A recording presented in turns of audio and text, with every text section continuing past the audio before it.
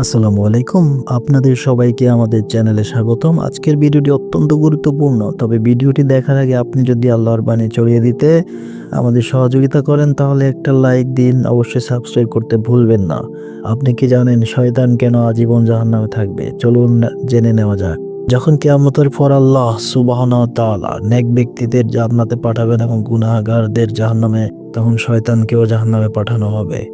শয়তান 1,00,000 বছর জাহান্নামে থাকবে। তারপর আল্লাহ সুবহানাহু ওয়া তাআলা তাকে বলবেন, শয়তান তোর শাস্তি শেষ। তোর সাথে কথা বলার জন্য আমি তোর সামনে হযরত আদম আলাইহিস সালামকে নিয়ে আসব।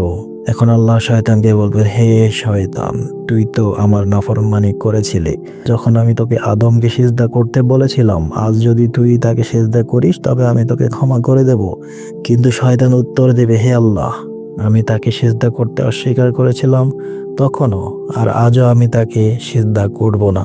এরপর আল্লাহ সুবহানাহু ওয়া তাআলা আবার শয়তানকে জাহান্নামে পাঠিয়ে দেবেন এবং শয়তান চিরকাল জাহান্নামে থাকবে, কখনো মুক্তি পাবে না।